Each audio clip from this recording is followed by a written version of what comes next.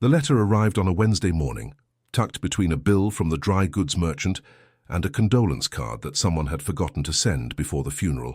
Olivia Thornfield read it once. Then she set it down on the kitchen table, not the writing desk in the study, not the formal parlor where her father used to conduct his business, the kitchen table, where the light came in sideways through the curtains her mother had sewn 15 years ago, and where the wood still smelled faintly of pine resin and coffee grounds. She sat in the chair that had always been hers.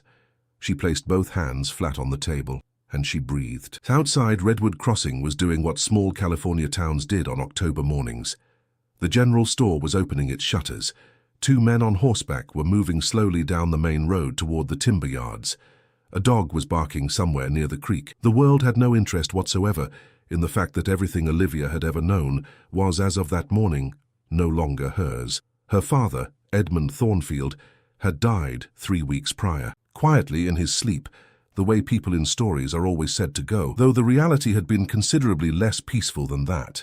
He had been sick for 8 months. Olivia had managed his affairs for the last 4 of them, writing his letters in his handwriting when his hands shook too badly, meeting with the foreman at the lumber operation without telling anyone she was the one making the decisions, keeping the books in a ledger she hid under the floorboard beneath her bed, because she knew with the instinct of a woman who had learned early to pay attention to things no one thought she was watching, that the numbers did not add up the way her father believed they did.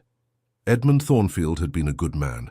He had also been a man who trusted people he should not have trusted, and borrowed money he did not have a plan to repay, and signed his name on 3 separate agreements with Kingsley Oil and Timber under the assumption that his health would return, and his yield would improve, and that the world would give him slightly more time than it intended to. The world had not given him more time. And the letter on the kitchen table, written in the clean and unhurried hand of a company secretary, informed Olivia that Kingsley Oil and Timber held liens against the Thornfield property, the lumber operation, the water rights along the North Creek, and the residence itself, that a representative would be arriving within the fortnight to assess the assets, and that any questions regarding the matter should be directed to the offices of George Kingsley, principal owner and chief executive, Redwood Crossing and San Francisco. Olivia read the letter a second time. Then she stood, put the kettle on, and began to think. She had seen George Kingsley exactly twice in her life. The first time she had been perhaps 12 years old,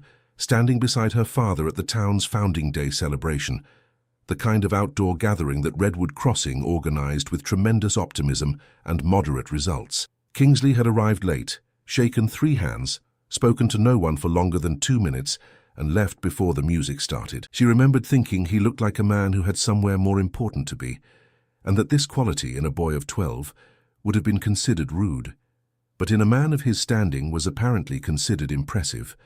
The second time had been at her father's funeral. She had not expected him to come.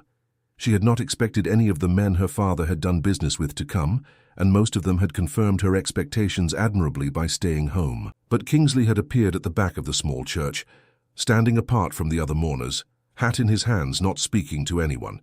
He had not approached her afterward. He had not offered condolences. He had simply been there, which was more than most. And then he had not been there, and she had been too exhausted and too grief-struck to think much about it. Now she thought about it. She thought about it for the better part of 2 days, during which she reviewed every document her father had signed, calculated what remained against what was owed, and arrived at a number that was not a good number. She thought about her options, which were not numerous. She could accept the assessment, surrender the property and move to San Francisco, perhaps, or to her aunt's house in Sacramento, where she would be welcome for approximately 3 months before the welcome became something more complicated. She could contest the liens legally, which would require a lawyer she could not afford and would almost certainly fail. She could find a buyer for what little remained unencumbered, which was not very much. Or she could request a meeting with George Kingsley directly. She chose the third option on a Thursday afternoon, wrote the letter herself, sealed it, walked it to the post office, and handed it to the postmaster before she could reconsider. It was a short letter. It was polite. It stated that she wished to discuss the terms of the agreements her father had entered into with Kingsley Oil and Timber, and that she believed there were aspects of the matter worth reviewing before any formal assessment took place. It did not beg. It did not apologize. It asked clearly for a meeting. She walked home in the thin October sunlight and wondered if he would respond. He responded in 4 days. Not by letter, in person. She was in the small office at the back of the house, her father's office, which she had been slowly reorganizing into something functional, when Martha, the housekeeper who had stayed on without pay because she had nowhere else to go, and, Olivia suspected, because she was constitutionally incapable of leaving a household in disorder, appeared in the doorway with an expression that was equal parts alarm and curiosity. "There's a man at the door," Martha said. "What kind of man?" "The kind that arrives in a carriage with 2 horses and doesn't introduce himself to housekeepers." Olivia set down her pen. She smoothed her hair, which was not particularly smooth, and her dress, which was practical rather than presentable, and walked to the front door. George Kingsley was standing on the porch. He was taller than she remembered, or perhaps she had not been paying attention to that detail at the funeral. He held his hat in his hand, same as he had in the church, which struck her as a habit rather than a courtesy. He was looking not at the door, but slightly past it, at the woodpile along the side of the house, with the focused and evaluating expression of a man who was accustomed to assessing things for their practical value. Then his eyes moved to her, and the expression shifted, not into warmth, exactly, but into something that was at least the acknowledgement of another person's presence. "Miss Thornfield," he said. "Mr. Kingsley." She did not step back from the doorway.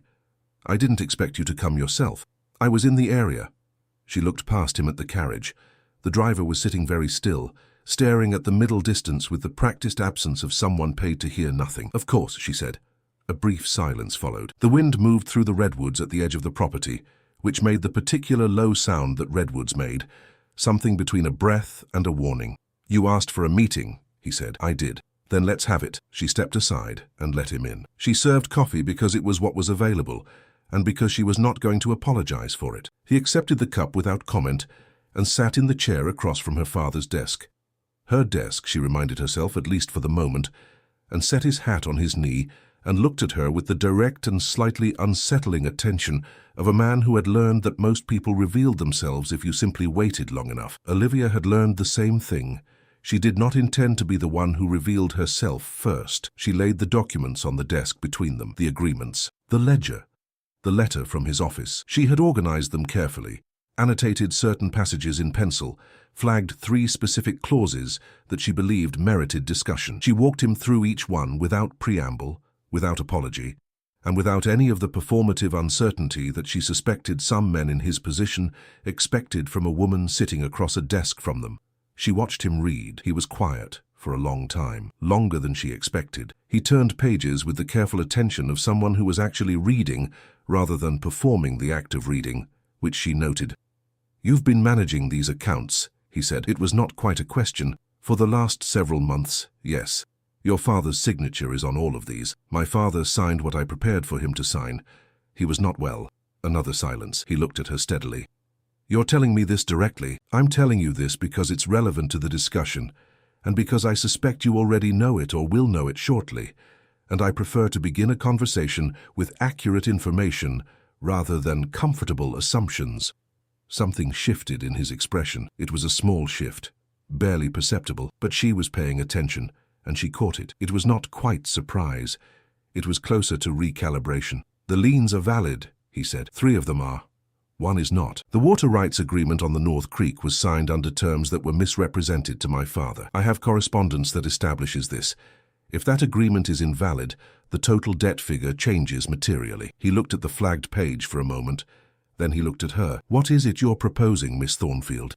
She had rehearsed this part. She had rehearsed it standing in the kitchen at 5 in the morning, and again walking along the creek path, and again sitting in the dark of her room the night before, running the words through her mind until they felt not comfortable. They did not feel comfortable, but at least solid, stable, real. "I'm proposing," she said, "that rather than a formal asset assessment and property transfer, we discuss an alternative arrangement, one that preserves the operation, protects the water rights, and provides Kingsley Oil and Timber with what it actually needs from this property, which is access and continuity, not a liquidation." He studied her. "And what does this alternative arrangement look like?" "That depends," she said, "on what you're willing to consider." The clock on the mantel ticked. Outside, a horse shifted its weight on the gravel drive. The afternoon light was changing, going from gold to something cooler, and the shadows of the redwoods were beginning to stretch toward the house. "I'll consider most things," George Kingsley said, "that make practical sense." It was not warmth.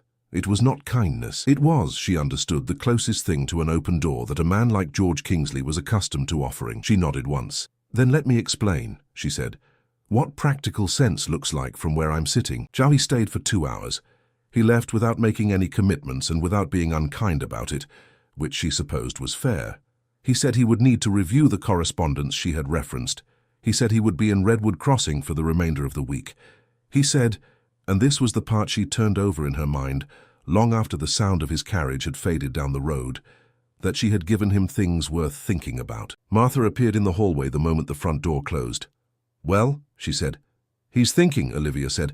"That's better than nothing." "Most things are better than nothing, Martha." She went back to the desk. She sat down. She looked at the documents spread across the surface, the numbers she knew by memory, the clauses she had studied until the language felt like a second skin. She thought about the way he had looked at her, not the way men usually looked at her, which was with the polite and slightly distracted attention reserved for people who were not expected to say anything important. He had looked at her the way he had looked at the documents, with assessment, with actual attention. She didn't know yet if that was good or dangerous. She suspected it might be both. The letter came 2 days later. It was brief. It confirmed that George Kingsley had reviewed the correspondence she had referenced. It confirmed that the water rights agreement was, as she had stated, problematic, and it asked, with a formality that she was beginning to understand, was simply the register in which he communicated, not a coldness of character but a precision of habit, whether Miss Thornfield would be willing to discuss a proposed arrangement, not an assessment, not a transfer, an arrangement. She read the word 3 times. Then she picked up her pen, pulled a clean sheet of paper toward her, and wrote back in the same register, clear, measured, unadorned, that she would be willing to discuss it, and named a time. She sealed the envelope. She set it aside to be posted in the morning. Then she sat very still in the kitchen, in the chair that had always been hers, with the curtains her mother had sewn moving slightly in the evening air, and she allowed herself, just for a moment, to feel the full weight of what was coming. Whatever arrangement George Kingsley had in mind, it would not be simple, and whatever she had set in motion by writing that first letter, by opening that door, by sitting across from him, and speaking plainly when she could have wept or deflected or disappeared, it could not be undone. She had chosen this. Now she would have to see it through. The door had opened. The terms had not yet been written. But in Redwood Crossing, in the autumn of 1889, an arrangement between a woman with nothing and a man with everything was already beginning to take the shape of something neither of them had planned for, and neither of them, not yet, fully understood. The arrangement, as George Kingsley presented it, was not what Olivia had expected. She had expected terms, numbers, a repayment structure perhaps, or a managed transfer of operational control, something that preserved the appearance of negotiation while ensuring that what he wanted, he received. That was how these things worked. She had watched her father conduct business for long enough to understand the architecture of a conversation that had already been decided before it began. What she had not expected was for him to arrive on Saturday morning with a second man, his attorney, a quiet person named Aldrich, who carried a leather case and said very little, and to place a document on her father's desk that was not a lien assessment or a transfer notice, but something considerably more unusual. It was a proposal of marriage. Olivia read it twice. Then she set it down and looked at George Kingsley, who was standing near the window with his hands clasped behind his back, looking out at the redwoods with the same evaluating expression he seemed to bring to most situations. "This is not what I anticipated," she said. "No," he agreed without turning from the window. "I don't imagine it is. You could simply take the property." "I could. The liens are sufficient. Even with the water rights dispute, you hold enough to force a transfer." "I do." She waited. He turned from the window then and looked at her directly, and said what she suspected he had calculated carefully before saying it. "The operation needs someone who understands it. The accounts, the relationships with the timber crews, the agreements with the northern suppliers. Your father built something here that has value beyond the land itself. That value walks out the door the moment I send an assessor in and convert this to a line item in a quarterly report." He paused. "You understand this operation. You've been running it, apparently, for longer than anyone realized." "That's a practical argument for a business partnership," Olivia said. "Not for marriage." A business partnership between an unmarried woman and a man in my position creates complications neither of us needs. He said it without apology, the way one states a fact about weather or geography. This arrangement protects the operation, settles the debt, and gives you a position from which no one can remove you without considerably more difficulty than they'd encounter otherwise. Olivia looked at the document again. She was aware of Aldrich in the corner, very carefully examining the middle distance. "And what does it give you?" she asked. George Kingsley was quiet for a moment. It was not an evasive silence. It was the silence of a man choosing precision. "Stability," he said. "I've spent 15 years building something that requires a particular kind of reputation to sustain. There are business arrangements pending, in Sacramento, in San Francisco, that require a settled domestic situation as a condition of confidence. It is, I recognize, an unsentimental way to describe it." "It is," she said. "I'm an unsentimental man." She looked at him. He looked back. The clock on the mantel ticked through several seconds of complete stillness. "I'll need 3 days," she said. He nodded once, picked up his hat and left. She spent those 3 days the way she spent most difficult things, methodically and largely alone. She reviewed the proposal document with the same attention she had given the lien agreements. She read every clause. She noted what was promised, what was implied, and what was conspicuously absent. There was a financial provision that transferred the property debt to Kingsley Oil and Timber in exchange for her cooperation in managing the Redwood Crossing operation. There was a clause regarding her residential rights.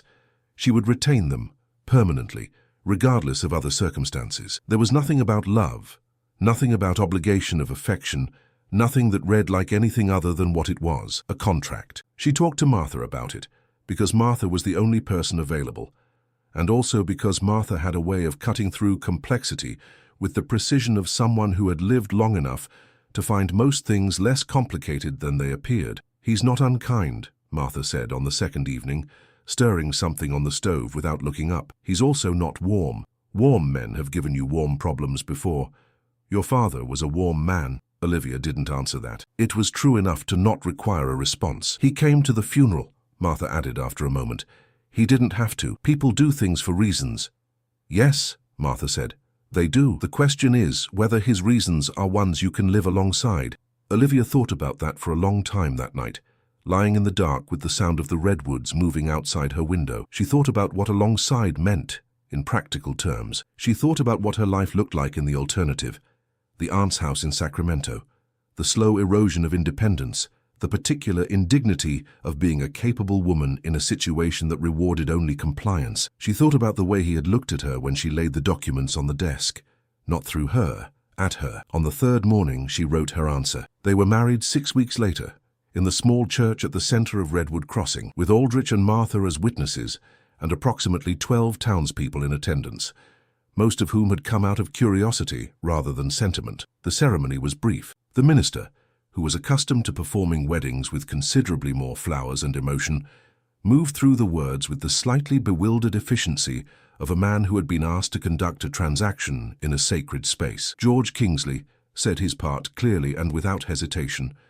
Olivia said hers the same way. They walked out of the church into November light, and he offered her his arm, and she took it, and that was the most natural moment of the entire morning. The house, his house, now her house, now their house, which was a word that Olivia turned over in her mind with some care, was larger than the Thornfield property. It sat at the northern edge of Redwood Crossing, where the tree line thickened and the road curved toward the oil fields, a wide timber-framed structure that had been built for practicality rather than display. It was well maintained. It was also, she discovered in those first days, almost entirely without warmth in the decorative sense, no curtains that anyone's mother had sewn, no objects chosen for any reason other than function. She did not try to change it immediately.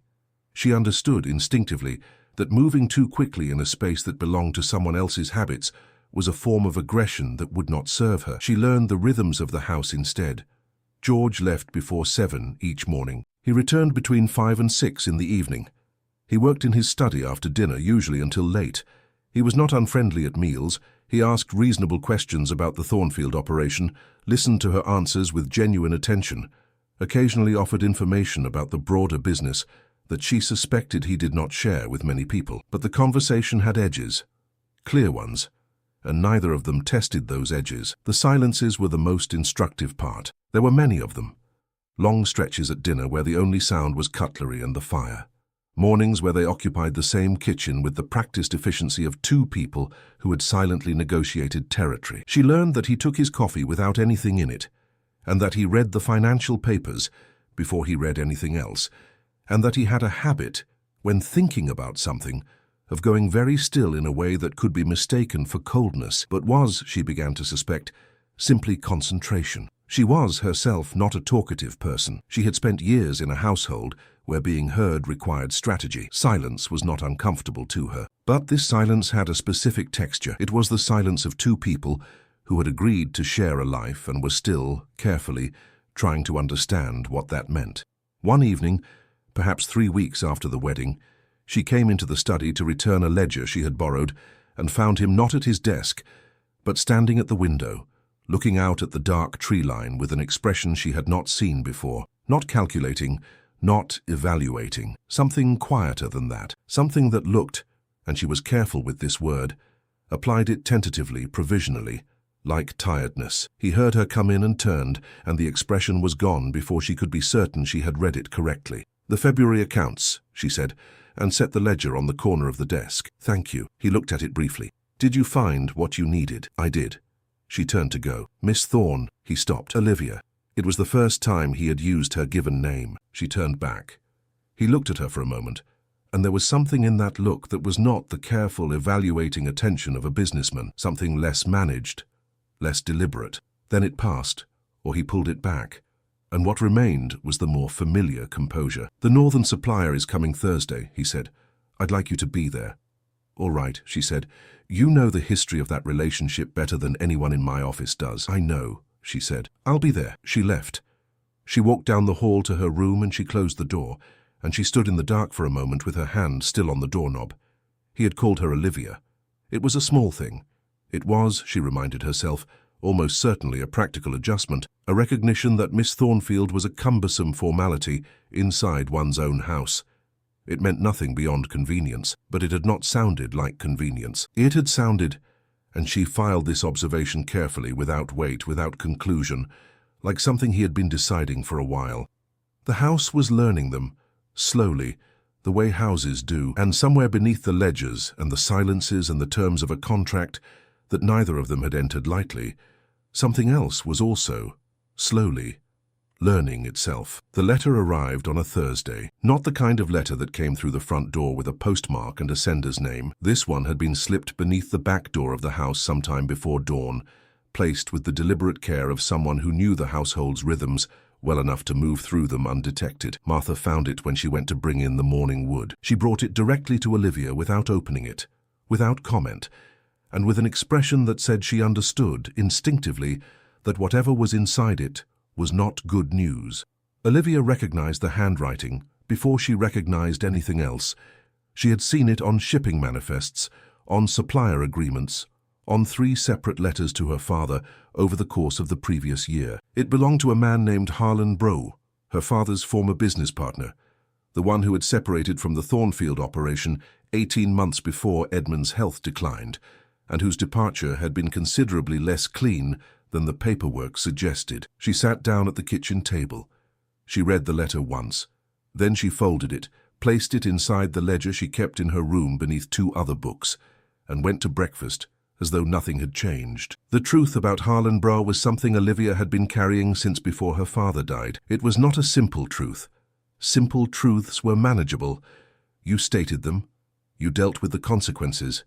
You moved forward. This one had layers, and each layer connected to something else, and the something else connected inevitably to George. Brough had not simply left the Thornfield operation. He had left it with knowledge, specific knowledge about the water rights on the North Creek, about the exact terms under which those rights had been negotiated, and about a separate side agreement her father had entered into with a third party whose name did not appear on any document Olivia had shown George Kingsley at that first meeting. She had not shown it because she had not been certain it was relevant.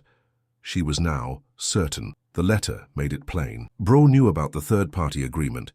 He knew that it predated the Kingsley liens, which meant it potentially superseded them, which meant that the entire legal foundation of the arrangement she had entered into, The debt settlement, the property transfer, the marriage itself, rested on a document that she had quietly set aside in the belief that it was too complicated to introduce without destroying everything she was trying to protect. She had been right that it was complicated. She had perhaps been wrong about what protecting everything actually required. The Thursday supplier meeting went smoothly, which was almost worse. She sat beside George at the long table in the office he kept at the edge of the Thornfield property, her former property, now technically an operating subsidiary of Kingsley Oil and Timber, and she walked the Northern Suppliers representative through the history of the lumber contracts with the clarity and precision that she had spent years developing.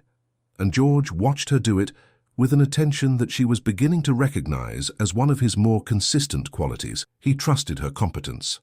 That much had become clear in the weeks since the wedding.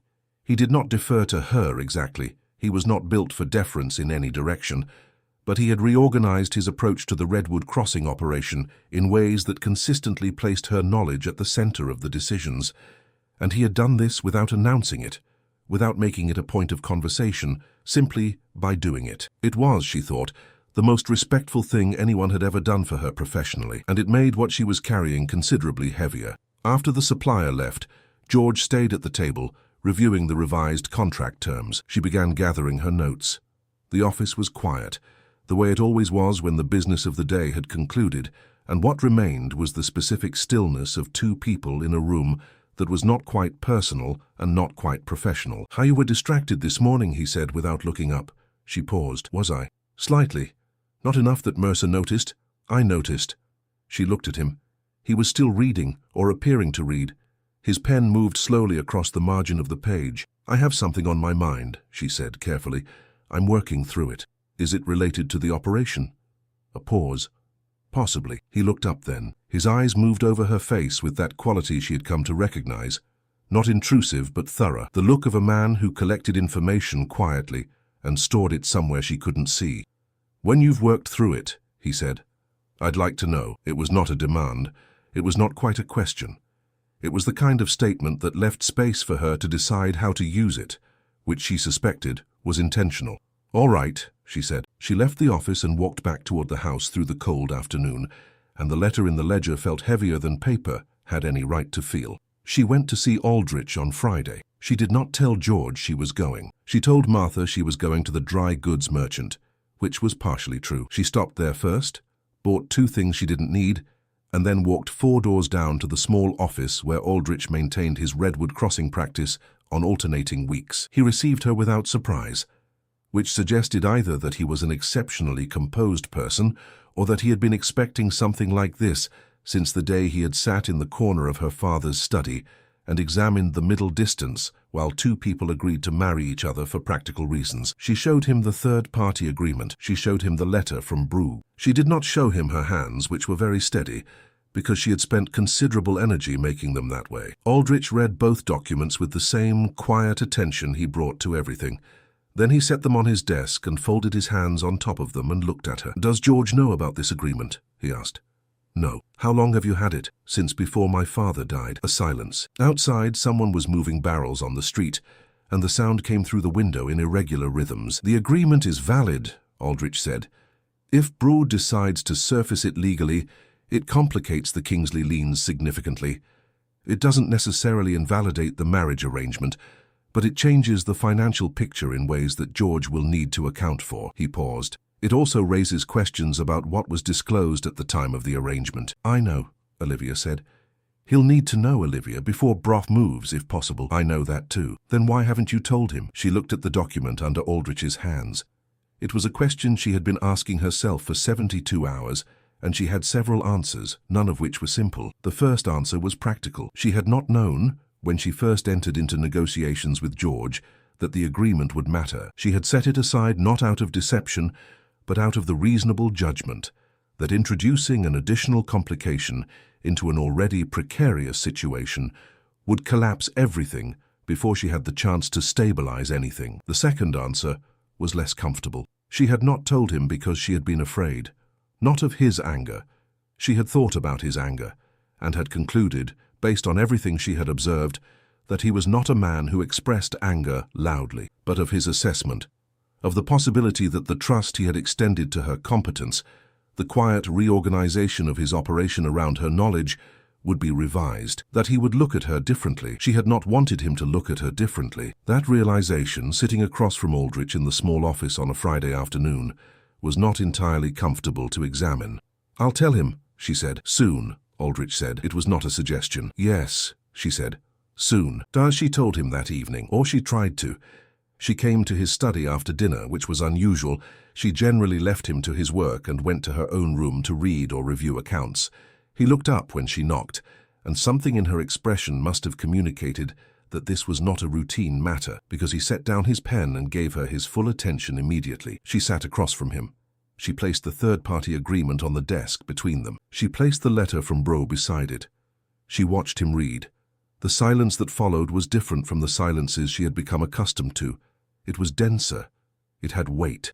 She watched his face move through something, not the visible anger she had half prepared herself for, but something colder, more internal, the expression of a man recalculating a position he had believed was stable. When he looked up, his eyes were steady, but they were different than they had been at dinner. "How long?" he said. 2 words, quiet, even, and somehow more difficult to sit across from than shouting would have been. "I've had the agreement since before my father died," she said. "I made a judgment that it was not immediately relevant. I was wrong about the timing. I was not wrong that I intended to tell you." The distinction she was drawing was real. She needed it to be real. He looked at her for a long moment, then he looked back at the documents. "Bro," he said, "he wants something. The letter doesn't say what, but he knows enough to cause significant damage if he decides to move legally." George was quiet. The fire shifted in the grate. Somewhere outside, the wind was moving through the redwoods. That particular sound, half breath, half warning. "You should have told me," he said. "Yes," she said, "I should have." She did not apologize, not because she felt no remorse, but because an apology without the full truth beneath it was another form of concealment.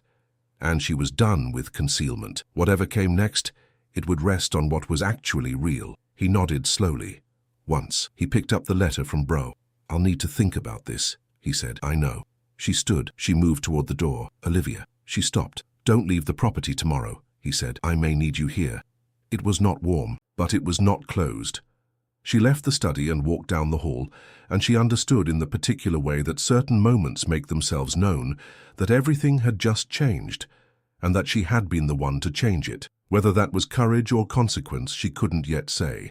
The secret was out, the document was on the desk, and somewhere in Redwood Crossing, Harlan Bro was waiting, with the patience of a man who knew that the most effective damage was done not by moving first, but by letting others believe they still had time. Harlan Bro arrived on a Monday. He came through the front door of the Kingsley offices at 9:30 in the morning, unannounced, with the particular confidence of a man who believed his information made him untouchable. He was shorter than Olivia remembered, or perhaps it was simply that the last time she had seen him, he had been standing in her father's house, where everything had felt larger than it was. He carried a leather satchel.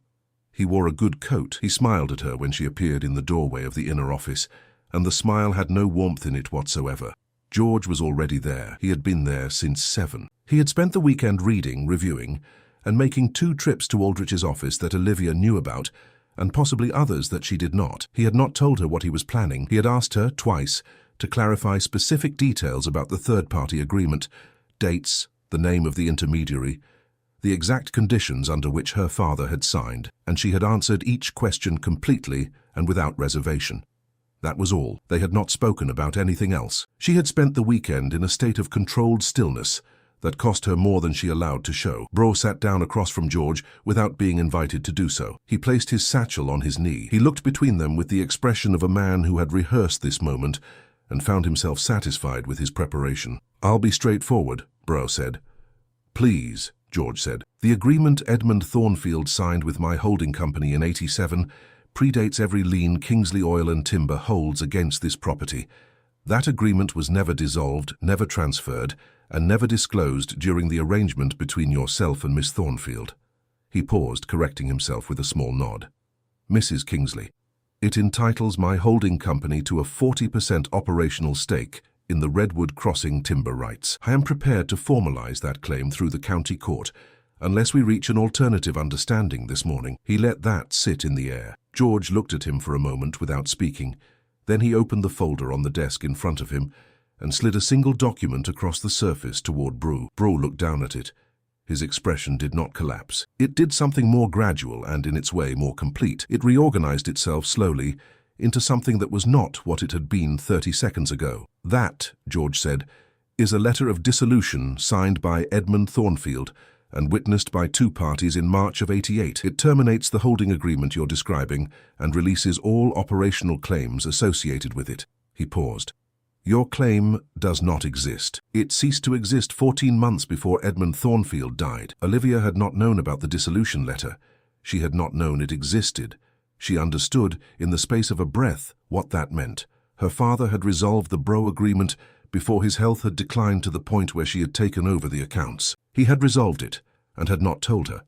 Possibly because he had not wanted to explain the full history of what he and Bro had entered into, possibly because he had assumed the matter was finished and required no further discussion. Her father had been, as Martha had noted, a warm man. He had also been a man who managed difficult things quietly and then moved past them without full accounting. She had inherited, it turned out, an incomplete picture. She had carried the weight of the third-party agreement as though it were a loaded weapon, when in fact it had already been disarmed. Bro was still looking at the dissolution document. His attorney, a thin man who had been sitting silently against the wall, leaned forward and murmured something. Bro shook his head very slightly. "This could be contested," Bro said. "It could," George agreed. "You would need to demonstrate that the dissolution was improperly executed. Aldrich has reviewed it thoroughly and is confident in its validity. You're welcome to pursue the matter through the county court, as you mentioned.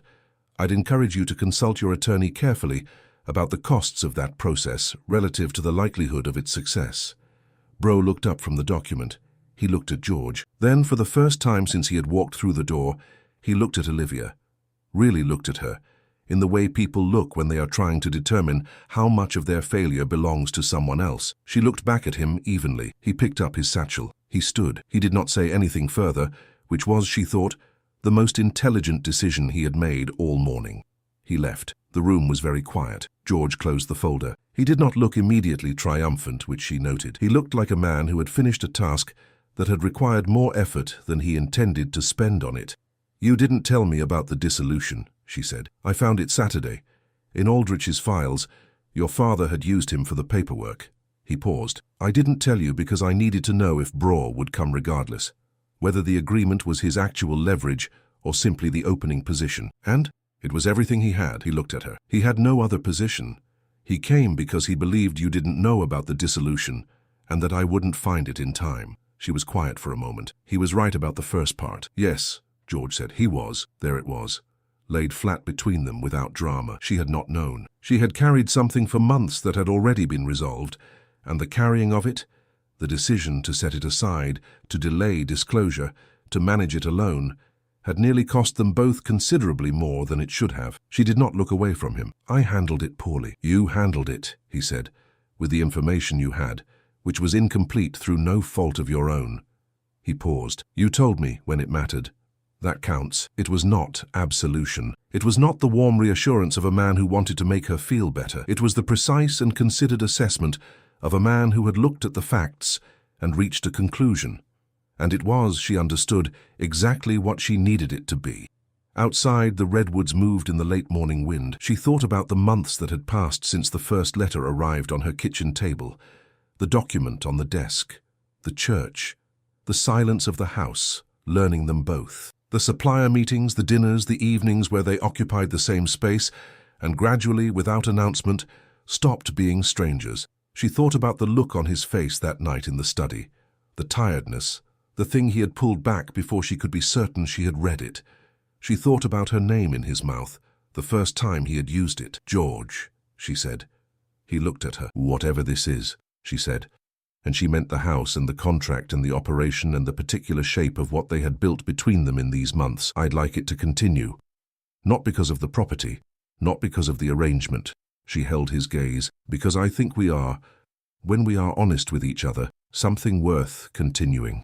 He was quiet for a long moment. Then he said, "So do I." Not a declaration, not a confession. 4 words in his measured and unornamented register that carried the full weight of a man who did not say things he did not mean. It was enough, more than enough. Harlan Brough left Redwood Crossing that same afternoon and did not return. The Thornfield operation continued under the Kingsley name, managed jointly, running well. The house on the North Road kept its silences, but they were different now, warmer in the particular way that only honesty can make a silence warm. And Olivia Thornfield, who had arrived at a negotiating table with nothing but clarity and nerve, remained exactly where she had chosen to be, not because she had been placed there, because she had decided. The empire did not fall in a single moment. It simply became something else, something smaller and less cold, and built this time on ground that both of them had chosen to stand on together. That was not a lesser thing. In Redwood Crossing, in the winter of 1889, it was the only thing that lasted.